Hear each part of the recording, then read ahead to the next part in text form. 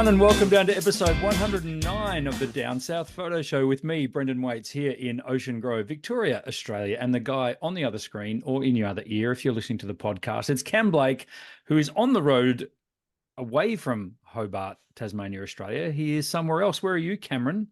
Hello everyone. I am currently in New South Wales on Nice.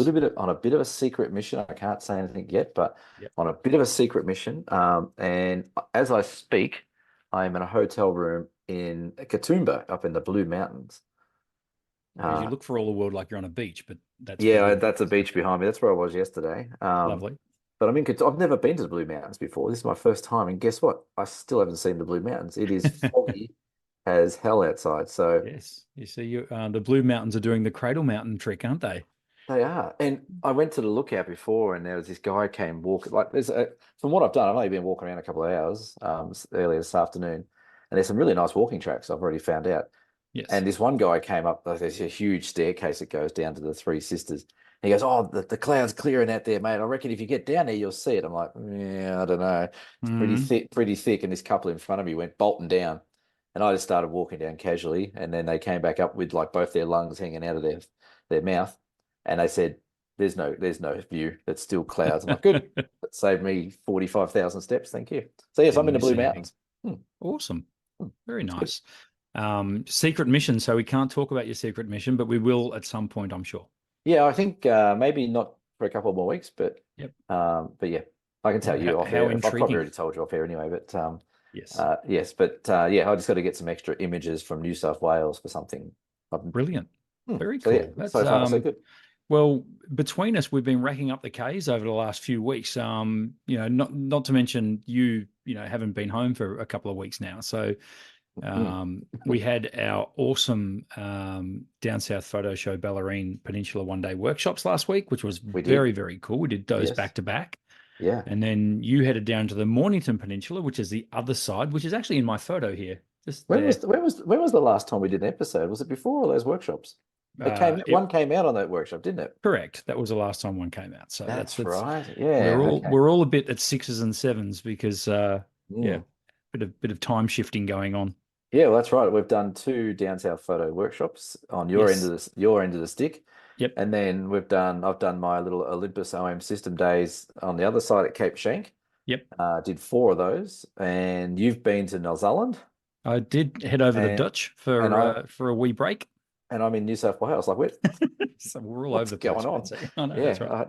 Yeah, I'm starting to forget what my own house looks like. I bet. But that South Coast Drive of New South Wales, how did you find that? Did you enjoy that? Yeah, I came up that today actually. So I headed off. I actually drove from Melbourne to Wallaga Lakes in one day. That was a big drive. That's a big effort. It is a big effort. It's about 600 Ks.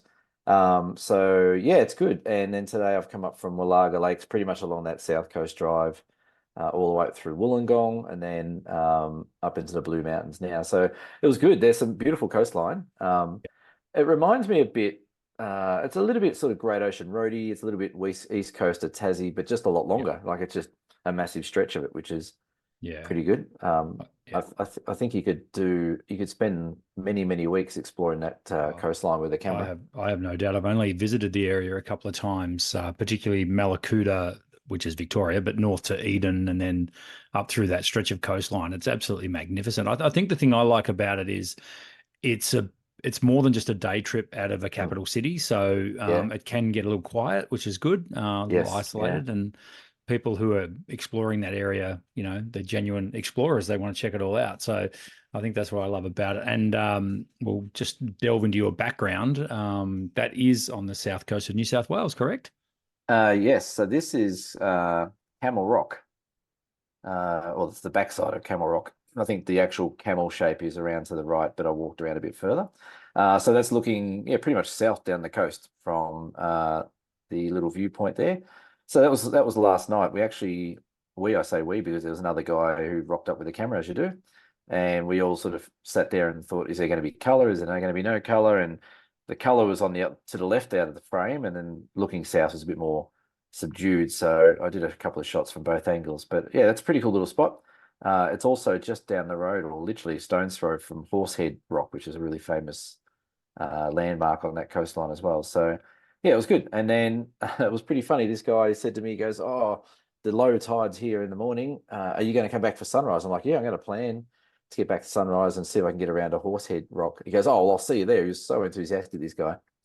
And then I got home and I looked at the weather forecast, and then on the radar there was storms building up down near Bega.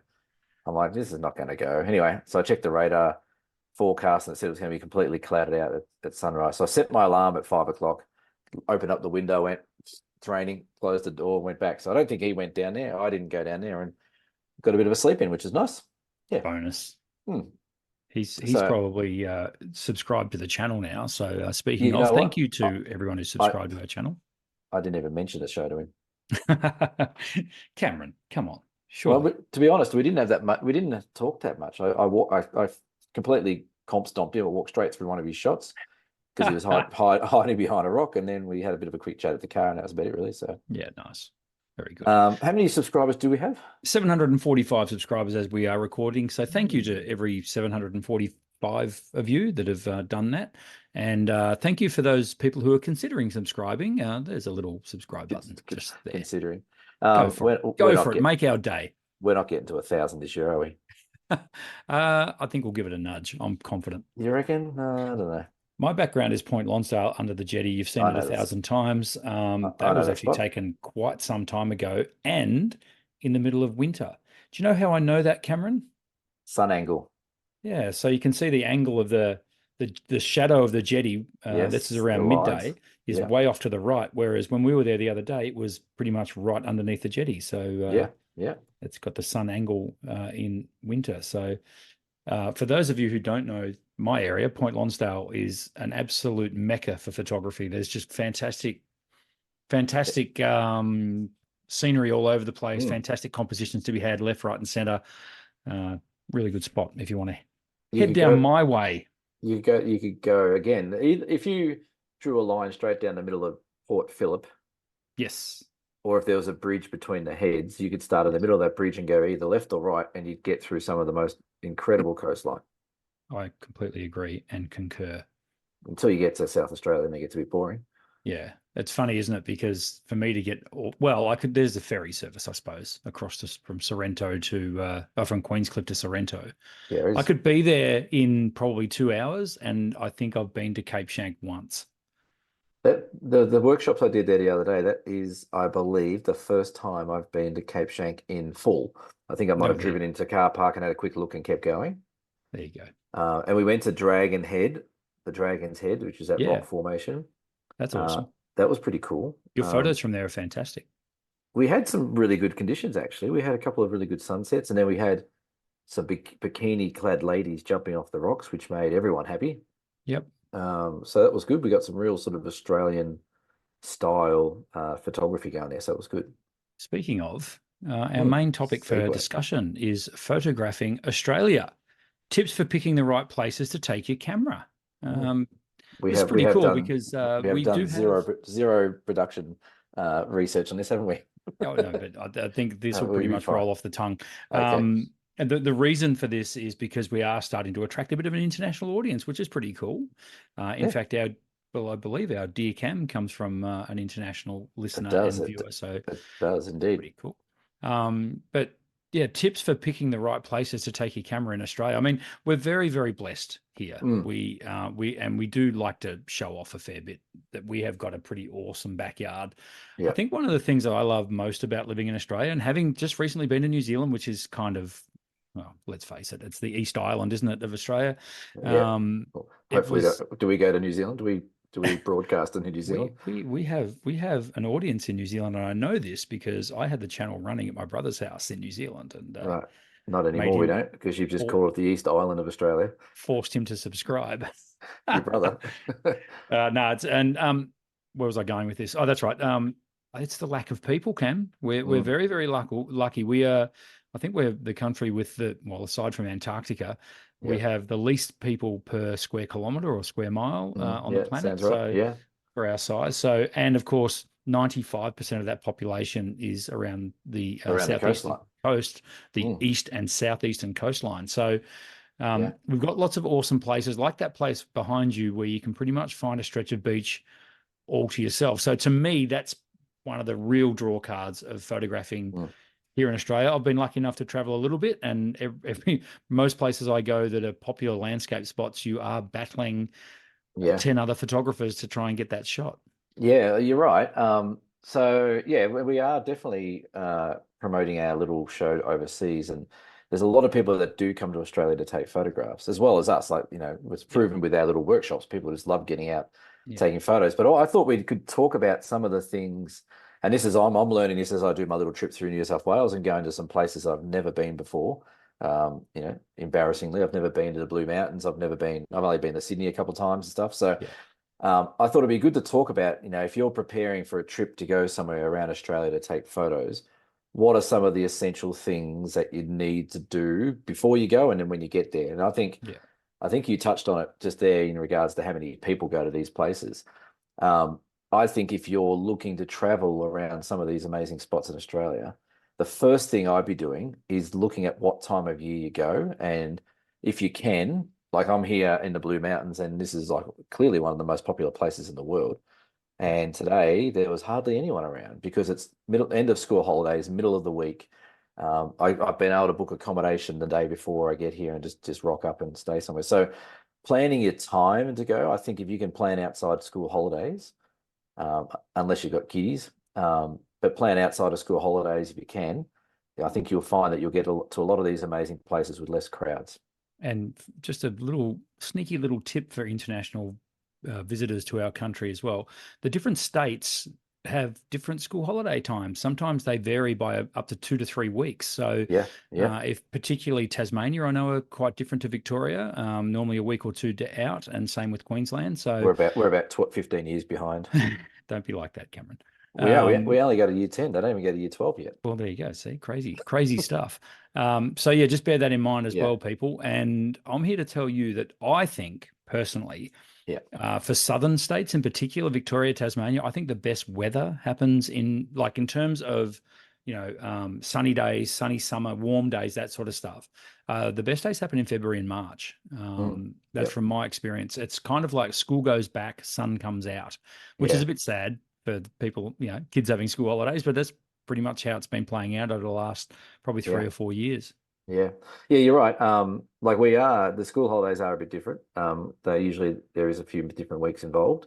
Yep. We're usually a couple of weeks behind New South Wales, I think it is, or Victoria. Yeah. So, Yeah. but yes, it can make a big difference. And I think for southern states like Victoria, Tassie, even where I'm here now, I think March, April would be a good time because you're going to Yeah. start. The weather's going to be not stupidly hot. Not that we've had a really hot summer anyway, but you're going to avoid some of that summer crowd, summer holiday stuff, especially if you're doing coastal. Yeah. And you'll also start to see some of the trees starting to change and the colors starting to get a bit richer and stuff like that. So definitely a good idea if you can plan your trip. And most people plan these trips months in advance. Yeah. So that'd be one of my big tips is spend a lot of time planning where you're going to go, but what time you're going to go. Yeah. And most every season will have a school holidays and busy times. But if you play around with the shoulder time of those, you'll be able to miss a lot of those crowds and still get, the same shots with the same color and same location and stuff like that. Yeah, definitely. And I think as well when you're traveling, now you just mentioned it yourself. You said you know, I feel ashamed because I haven't been to these places. Yeah. Well, Cameron, I'm here to tell you, in the last 2 days, you have driven right across Europe. Yeah, I So, know. It's nuts, isn't it? it is. It's crazy. We've got a really big country, Yeah. and people underestimate that. I mean, I talk to a lot of people. You listeners may remember a few episodes back. I met a lovely American couple at the 12 Apostles, and they were traveling with their two young daughters, Hmm. and they had planned, I think, 5 weeks in Australia, and that they quickly realized that that's not nearly enough, and they had to start sacrificing things they wanted to Mm. see some of the highlights purely because of the travel times. They'd hired I think they had a motorhome RV sort of thing, and they were traveling, and yeah, I mean, you know, even to get across the second smallest state in Australia, Victoria, Mm. it's 10 hours from end to end. Yeah. So it's, and as I say, you could cover 4 or 5 countries in Europe in 10 hours. Yeah. Well, that's yeah. Like we did the same thing when we went to America a few years. We did 6 weeks in America, and we only really saw California, Yeah, and a few other little states around there. So yeah, it is a big country, and I think for people overseas wanting to travel purely for photography, you're not going to be able to do it in 5 weeks. no, You need to give yourself 6 months to do this country and yeah, to see a lot of these spots that you want to go to. yeah, For people that live here, it's a bit different. We can sort of go in and out. We can fly to different places and spend different holidays around the place. But yeah, it is a big place. And I think one of the big mistakes people make, especially with their travel photography as well, is that they go to these places and they just expect they're going to get some cracking shots. Every night they go somewhere, every day they go somewhere, everything's just yeah, going to be perfect. And a lot of times it isn't. A classic example of where I am today, I was hoping to get a sunset over the Blue Mountains, and it's fogged out. It's 10 meters visibility. So instead of throwing my toys out of the cot and going home, I went for a walk, and I thought I found some beautiful gums and I found some beautiful ferns with fog. So that'd be another tip I'd say is if you're going to a place, try and research not only just the great photos, but maybe try and research the foggy conditions or the wet conditions of where you're going. It's just so you can get an idea that okay, if the weather's not great, okay, I know there's that spot I've seen online that looks good, but it's rainy or foggy.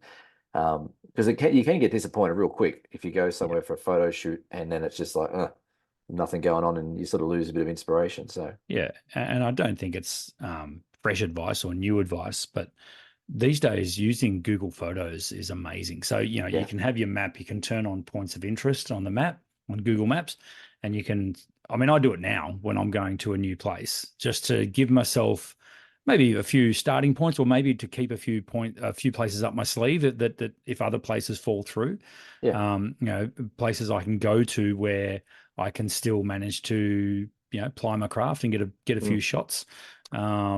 So yeah, I reckon I've done that for probably the last 10 years since, well, probably longer since Google Earth has been around, really. yeah. So So It's a plans A, B, and C, you mean? Yeah, that's right. And when, if plan A for, everyone I think travels to a certain location wanting a particular photo, like in their mind's Yeah, eye, they've got, right, I know I'm going to get that shot at Uluru yeah, with with the sunset and all and the classics, and I'm going to get the summer fossils or yeah, wherever it may be. But, sometimes within a few kilometers of these places mm, are just as breathtaking locations. They may just not quite be as popular yeah, or as accessible. And they're the ones that I love. They're the places, and to a further extent as well. When you find yourself in these places, and I'm sure, over the next day or two, you'll probably end up doing this. Is talk to the locals, like, and yeah, yeah, hey, I'm kind of looking for this sort of photo. Any ideas? And yeah, you'd be amazed, exactly. mate. People, we're pretty approachable mob here in Australia. You can talk to us. Yeah. Well, I've been talking to another photographer, Adam Edwards, who we probably should get on the show one day. He's a Yes, lovely guy and a great he is. photographer in his own right. He's been to Blue Mountains 1,000 times, and I said, "I'm going here, mate. Where any suggestions?" He's like, "Try here, try here. Yeah, Google pin here, Google pin there. If it's like that, go here." So you're right. A lot of local photographers or people that visit the region frequently are usually pretty okay to give up information. Like I know people come to Tassie, I've always been happy to say, I get a lot of people asking about Cradle Mountain. Can you get into Cradle Mountain? Can you drive in? All those kind of questions, and I'm happy to answer them. yeah, If there's some little secret spots that we don't want people trouncing on, it might keep them to ourselves. But yeah, most people are very sort of open with their ideas of where you can go and when to go. So yeah, yeah, that'd be another tip is do your Google image search. And if you find it on the Google image search, it'll probably show you who's taken that photo. If you go and have a look at their work, you'll probably see they've done the same thing we've said, where they've gone to the, Uluru, but they've also got photos from all around that surrounding area that you might not realize are there. So it's a great yeah. resource. Same as Well, Instagram. Instagram is a great resource as well for that. well, it's probably about the only good thing about Instagram now. Yep, that would be true. Yep. While I think of it, and it's kind of is on the topic, a shout out to Patrick from New York, who was in my store a couple of days ago. I helped him out with a sensor clean on his Fujifilm X-T5. He had a very stubborn spot on his sensor, which I was able to move for him, and he Mm, told me he would subscribe to the show. So hello, Patrick. yeah. Have He'd you been seen? to the Has his Australian name Open. pop? Oh yes. He'd been to the Australian Open with his wife, and they decided to hit the road for a few weeks after the Australian Open tennis, Right. and they headed my way, which was great. And as I was cleaning the sensor for him, he started asking me questions about where he should go and take some nice photos. And Yeah. goodness me, did he strike a little gold mine? Did you Oh, tell yeah. him all the good spots? Oh, look, I just, it's so easy for me because I know the area so well. Yeah, I didn't tell him all the good all of them. spots, but Well, I told him the ones that would make his day. and he's just unsubscribed now. He's like, you Yeah, bastard. no, he was actually, they were lovely people, really, really Yeah. cool to have him here. And I explained to them about the summer apostles and what time of Yeah. day you should get there and all that sort Yeah. of stuff. And similar to to what I was saying before, that was the gold medal shot he had in mind. He wanted that Yeah. photo. He was going down the Great Ocean Road to get that photo, Yeah. and you can get really, pardon the pun, focused on that goal. Yeah. And forgetting that. Hang on, the journey is just as good. And I can tell you, from Ocean Grove to the Summer Apostles is about a 300K drive, and there would be 400,000 locations from here to I was there. gonna say, like, yeah, you're right. People get fixated on those one locations. Yeah. And like you said, the journey, the photo at the end is all about the journey that you get there. So Yeah, it's that's the right. same here. Like I've driven past some real amazing landmarks, but along the way, I'm like, oh, that's a pretty cool shot. That's really cool. I'm sure people Yeah. have seen it before, but Yeah. yeah. So I guess, yeah, another tip would be don't get sucked into just those Instagram-y tourism shots. Get them. I always say it on my workshops, here's Cradle Mountain, get your Cradle Mountain shot. That's That's awesome. right. But then once we've nailed that one, let's really start to work out compositions and do something Yeah. different. So, Yeah. Which is what we'll do on the Great Ocean Road workshop as well, Cam, in May, which is ka-ching, plug. 2 spots left for. Righto. 2 spots, 1 spot. Two. Anyway, Two there's not many spots. spots left for that. No. Is when we do our 12 Apostles shoot, it will be exactly the same. It'll be, righto, guys, Yep. there's your 12 Apostles. Let's get that. And now let's play. And Yep. that's what I love about locations is, you bag the shot straight away, shoot first, ask questions later. I always say Yep. that in my workshops. Get it in their bag, and then you're away. So, Well, it's funny. We had that conversation at the Cape Shank workshops I did. Is everyone, I said to everyone, there's the lighthouse. Let's just grab that shot of the lighthouse, make a good one, but then let's try and work our angles and let's work our foregrounds and have something interesting so that lighthouse just doesn't become one of the 10,000 photos that are on Instagram or Google Images that you see. You want something that'll stand out a bit differently. And I said, by doing that and practicing that, not only does it make your photos a bit better, but it also, hones your skills as a photographer as well, because you start looking at things differently. So yeah. yeah. As a great photographer once said, you don't take a photo, you make a You photo. make a photo. That's right. And part of that process is, taking that photo, sure, getting the shot, but then Yeah. making the images after that. Yeah, and that's right. And getting the right shots when you're there, that look different to others. I think that's really part of making that shot.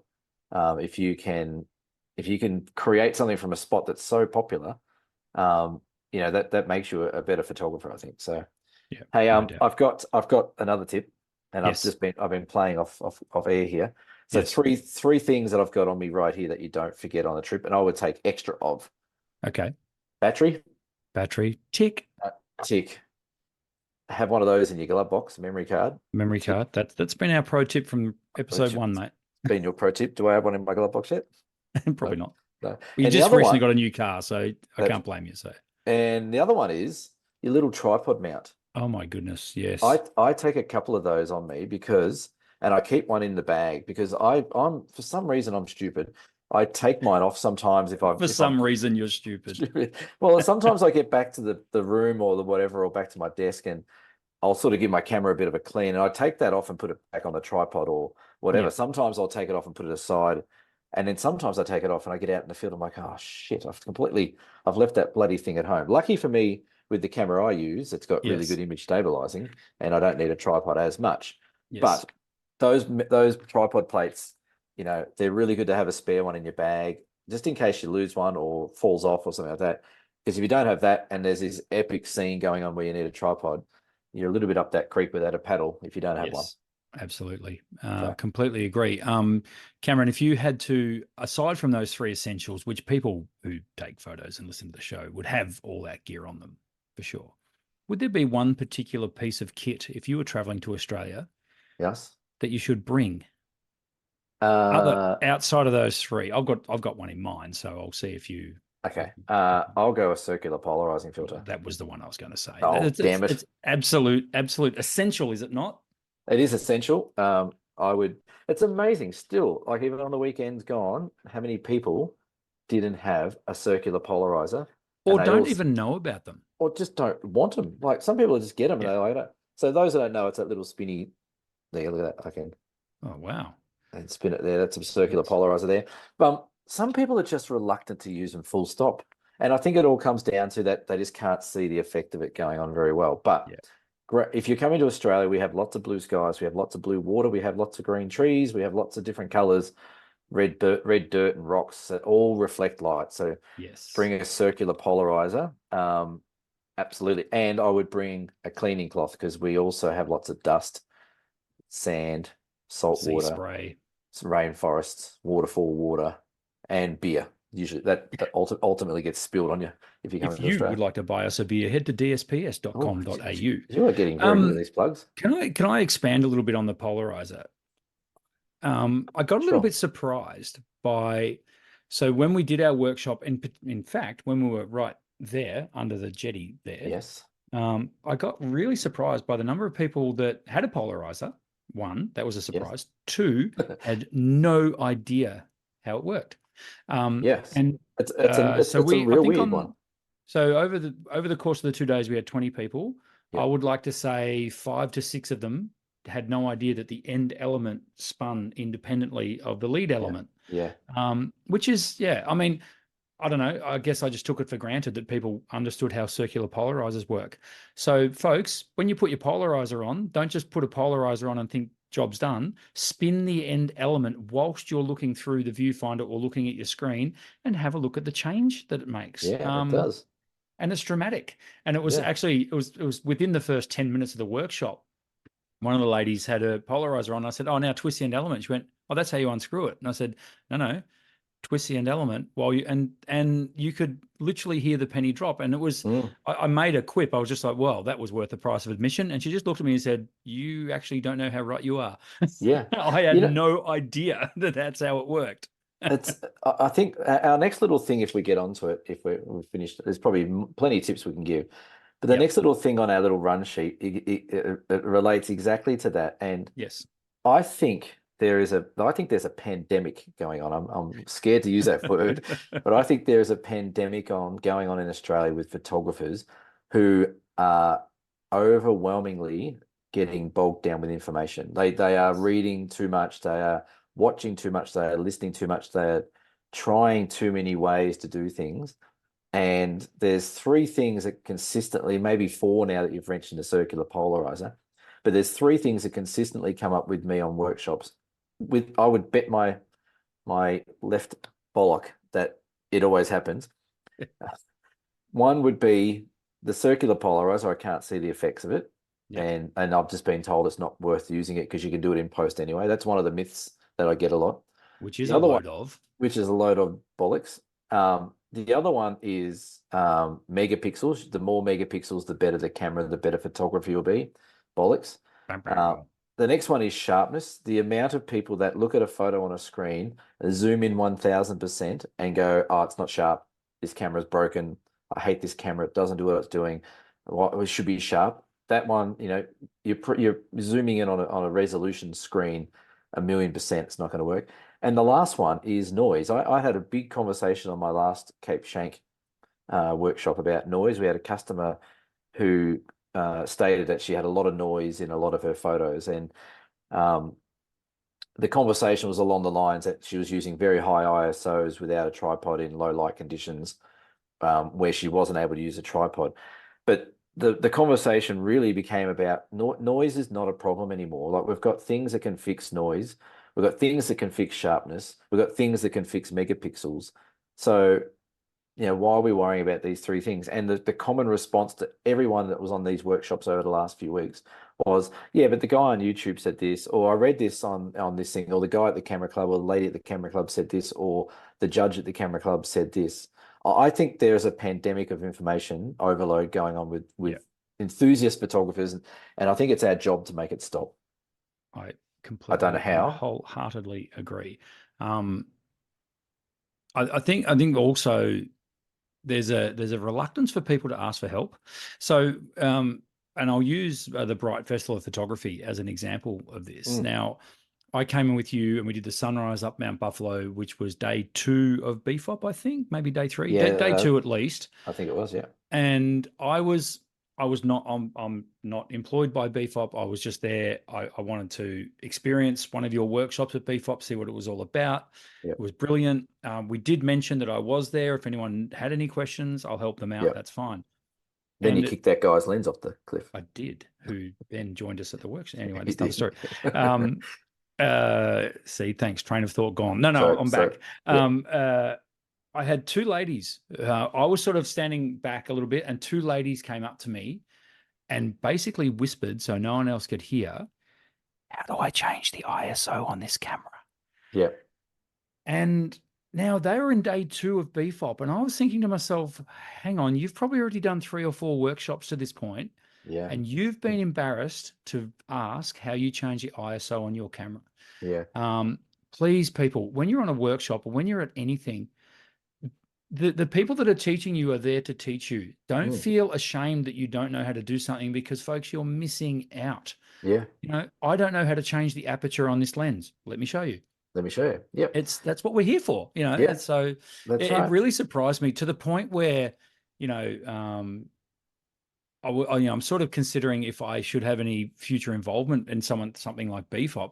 I feel like doing a pre-FOP where, pre-flop, yeah, whatever it is, for that very reason, like a blow the cobwebs off, like a, not so much an entry level or beginners, but something like a refresher course before people go out to these things. Because, as I say, people in a group, they assume they don't want to look stupid, and they don't want anyone to think they're silly. They might have the big flash camera and all that, but they don't know how to drive it. Well, let's show you how to drive it. It's funny we've gone way off topic here, but anyway. That's great. That's what we normally do. But I think what you just said there is a really, really, really interesting and important point, is that they've gone and bought themselves a really expensive camera. And then what I think the embarrassment comes along the lines of, like, I've got the $5,000 camera here and I don't know how to shoot or use 99% of it. Yeah. Like what? And I'm sure, like, I've done it with other things. Like, for example, I've bought like a really nice electric guitar, right? Yep. I can play a few little AC/DC riffs. That's about it. I'm not a guitarist. I have a bit of fun. But I pick up that guitar and I'm like, this guitar, like Angus Young uses this guitar, this exact one. Yeah. Why can he do that on the guitar and I can't? That's right. And I feel guilty. I feel like I've just wasted all this money on this guitar. It looks great, sounds good when you play a chord. Yeah. But really, is it out of my league? And I think people have a similar sort of feeling with photography. They buy these cameras and then they get them out of the packet and they go and use them. All of a sudden, they're like, "Oh my God, I don't know anything." And I've got this camera that's I'm meant to be able to show how to do everything. We had, these Olympus days we did, or the OM days. In the last weekend, I've sold 6 or 7 different OM systems. So people have changed from Canon R5s, Canon R6s, Nikon Z8s. They've upgraded from different Canons and Sonys. Or they've gone to this. And one of the biggest reasons they've all said it is like, oh, it just seems like it's easier to use, or it's, that menu system's a lot easier. It's a lot smarter to use, and it's half the price of everything else. So I think people are getting to a point where they realize, they're like, Jesus Christ, I've got this Ferrari and I've got learner plates on and I shouldn't be driving a Ferrari. Maybe I should need to start bigger. So I think the point you make there is a lot of embarrassment, and there shouldn't be. Yeah.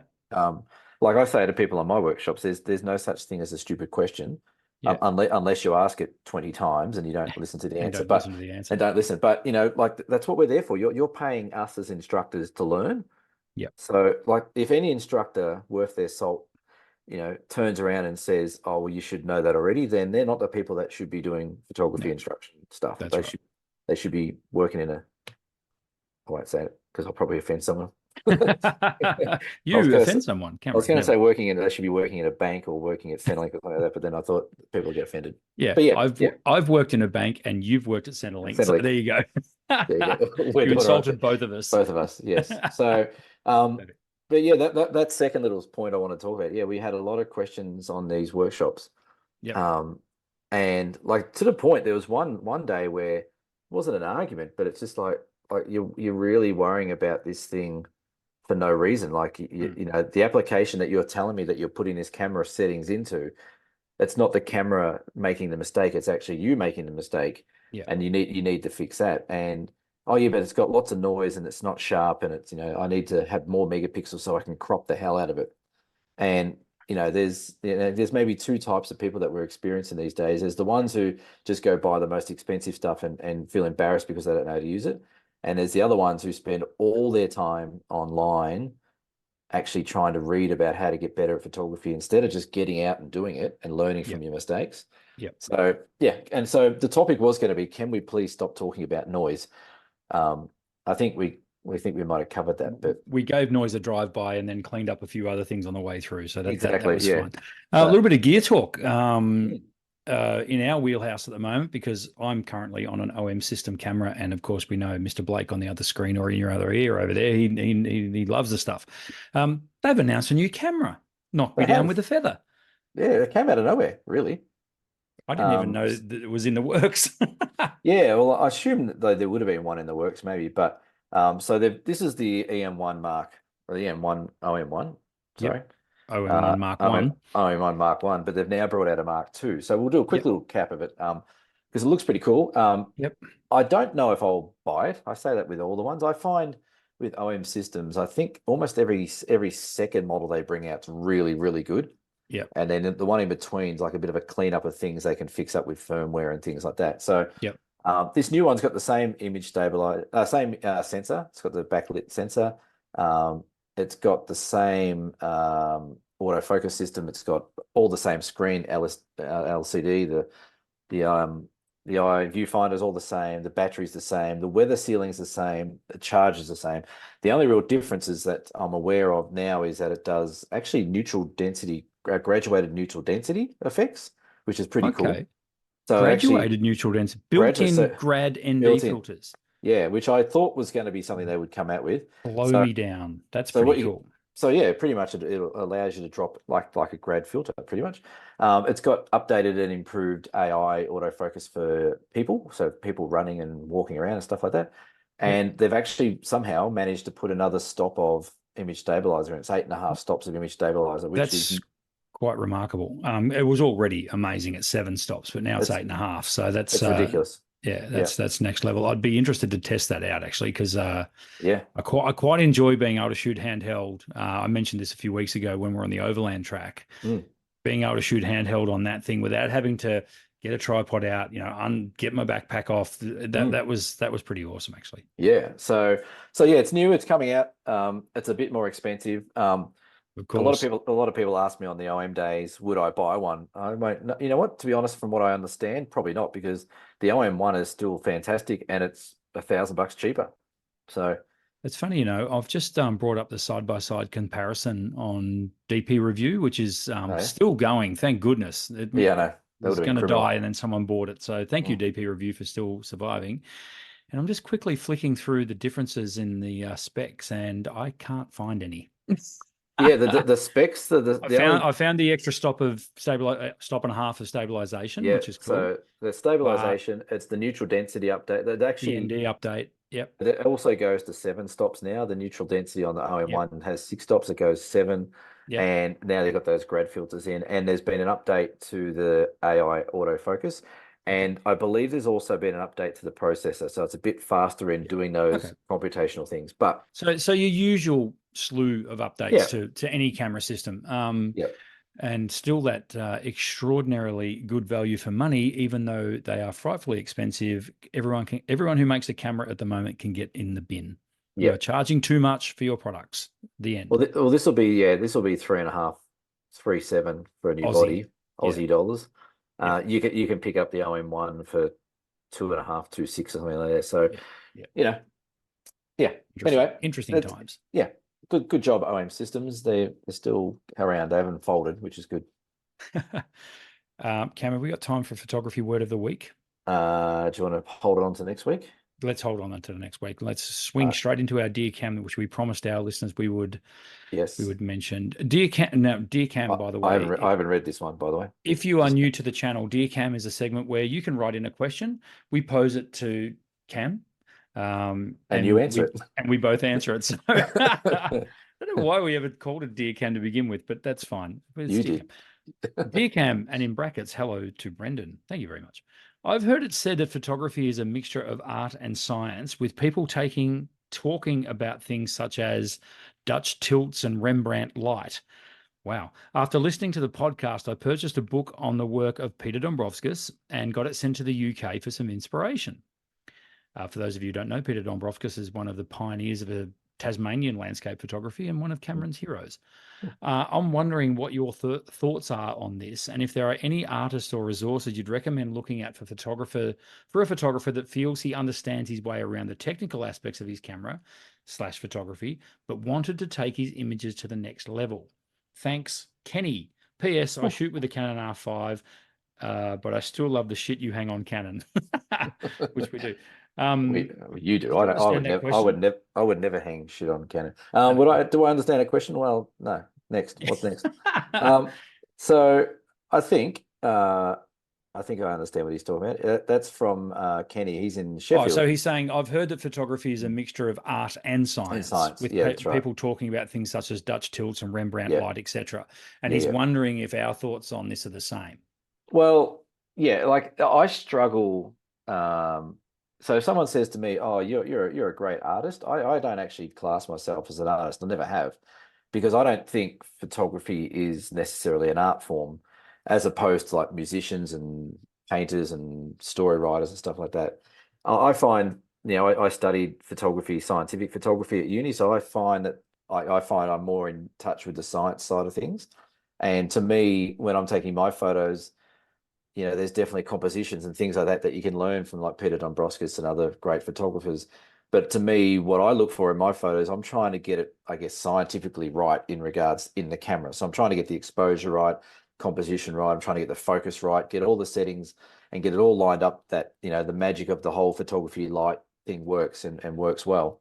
But then on the other flip side, there's people I know that are really great artists who don't really pay much attention to the settings and understandings of. They just press the button and it looks good because they got a really good artistic eye. So I think it's only one of those things where, and I think I heard someone say maybe at uni or online somewhere, that photography is the only art that's a science and the only science that's an art. So it's a quite a unique makeup photography where it's not purely an art form and it's not purely a science form. It's a beautiful mixture of both. So I think, you're definitely reading up on things like Rembrandt, like we did that at uni. I've never heard of Dutch tilts before. I might have to look that one up before. But things like that, definitely looking at the artistic side of things and how people light things and frame things up, and especially with portraits and things like that and shapes. I think it's well worth having a look down that avenue of information. I think you can find some inspiration in that stuff. I mean, we do have similar styles in our photography, Cam, but I think I'm a little bit more by feel. I do separate myself a bit from the science of it. I don't know. I don't want to categorize myself or categorize anyone, but I think for me, I've always been a real believer of, you see the scene, it appeals to you, push the button. I try and break it down as simple as that, but I'm also not naive enough to not understand that you still have to have some kind of scientific knowledge on the basics of the settings. But I'm a bit of I can see a composition. I will quite often take multiple exposures of the same composition, not so much for layering or doing anything like that in Photoshop, although sometimes I do, but mainly it's just so I can get that composition right in camera. And that's where landscape photography is at a massive advantage, because that landscape generally hangs around for a little while. So it does. And it's remiss of me not to mention that I also threw in a Glyn Lavender workshop in the last couple of weeks as well.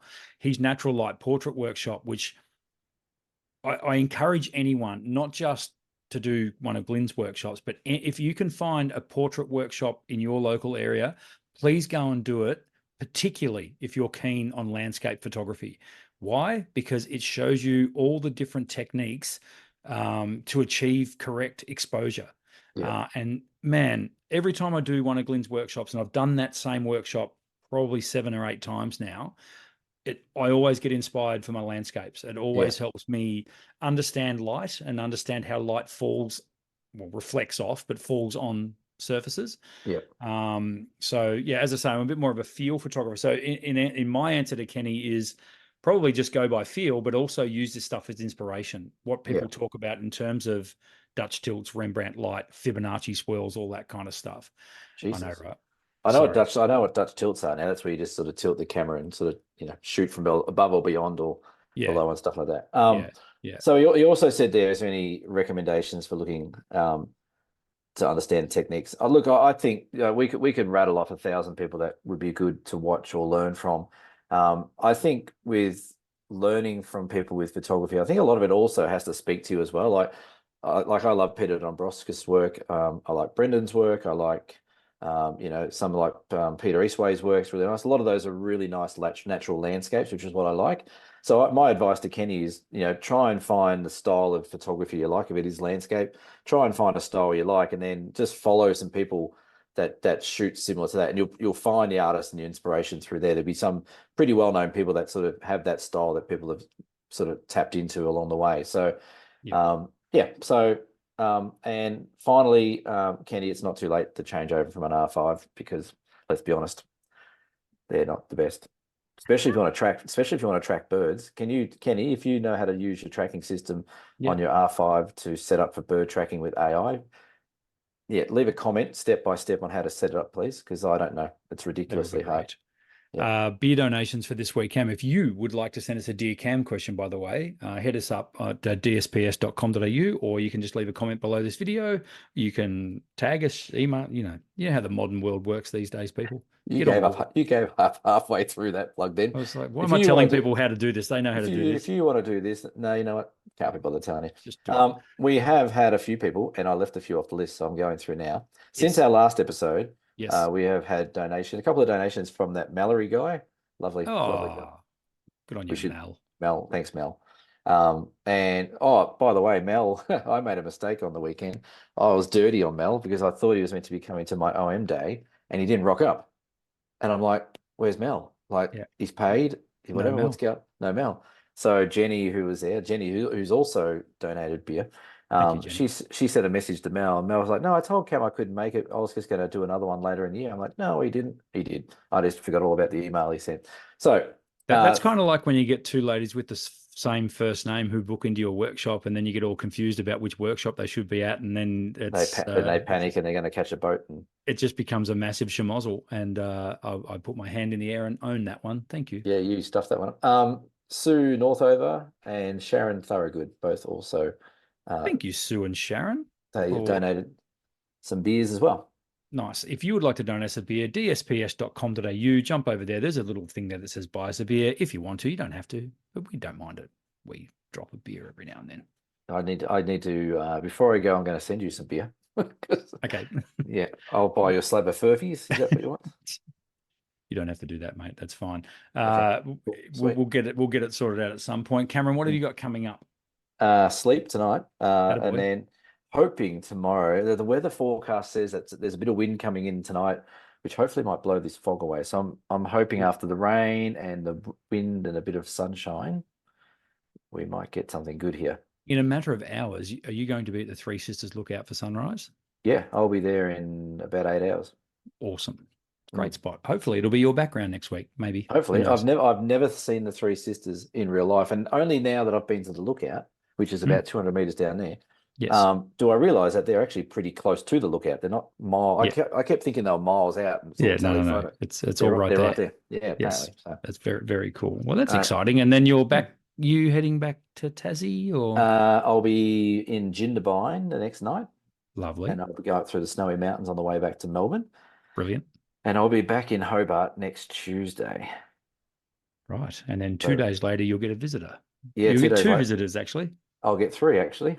You'll get 3. That's right. Yeah, and we're going to do a walk on the 3 Capes. We are. I'm quite excited. That's a couple of weeks away. But between Yes. now and then, there's quite a lot in this little guy's dance card as well. So Do we tell. have. What are you doing? I'm very excited because it's one of my favorite weekends of the year. Well, it actually kicks off tomorrow. It's called the Vic Open. The Vic Open Golf runs Oh, for 4 days. this is not a golf show.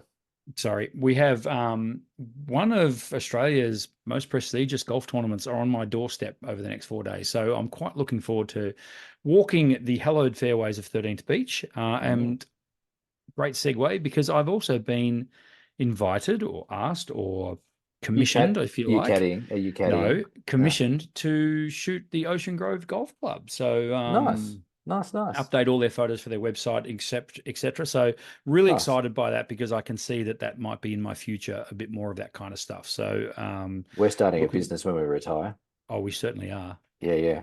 So starting a business when we retire. That's a oxymoron or a paradigm or whatever they call Well, we're starting a hobby. it. It's true. That sounds good to me. Yes. Yeah, so I'm really That's excited cool. about that because it's my local club. It's in my own backyard. So Yeah. we might talk about that in coming weeks, how I'm going with that because it's not as easy as it sounds. No. Go and take photos of a golf course, but make it look pretty. Okay, sure, no worries, we can do that. Sounds like an easy one.